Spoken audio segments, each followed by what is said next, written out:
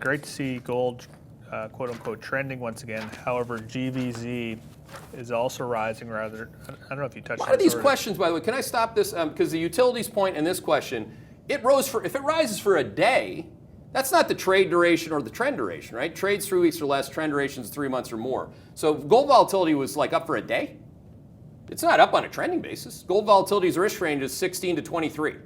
So it's actually gone towards the top end of the range in a bearish trend. Yep. That's what the signal's saying. So again, I just want to make sure we use our time appropriately. So he's, I think looking at volatility, and I was just wondering if that's relevant. And your point is it's got to be trending to. Yeah, well, the whole point about, and I did spend time on that in the macro deck as well, a little bit more time than I ordinarily would, is back on slide 9. Because apparently, like again, if you just want to be a theorist, then you're going to be a theorist. If you want to be a market practitioner who's survived many different kinds of markets, you got to have some signals that are leading your theories, okay, and your process. Again, I don't go with theories, I go with the math.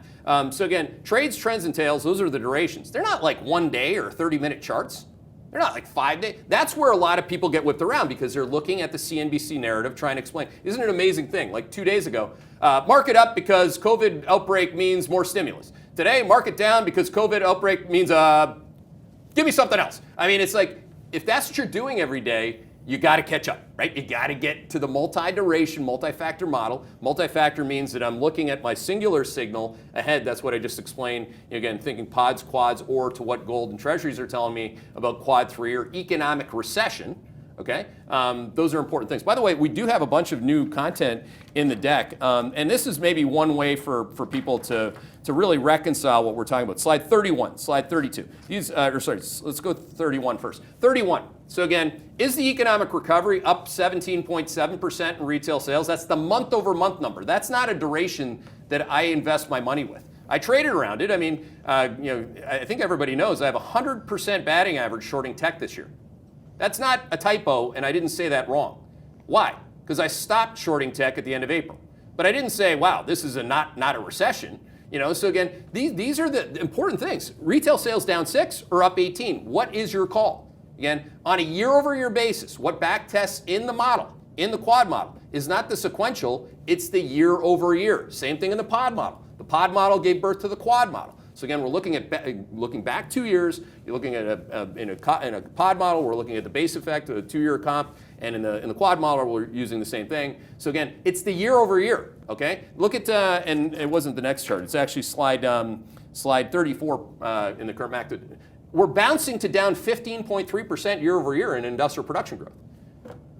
And again, technically, this number is greater than minus 16.3%, which was at the low. Okay?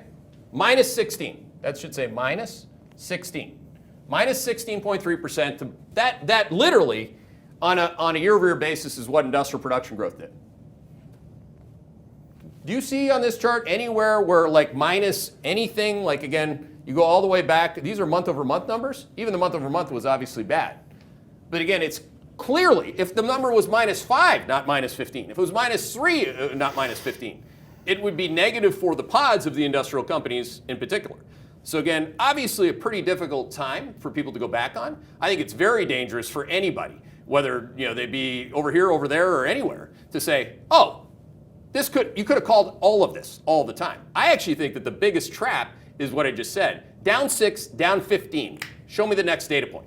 It's going to be down 5 and down 15 or 16 again. Whatever it's going to be, I think that those are going to be wildly disappointing relative to the market setup, and that's what my trend signals are saying.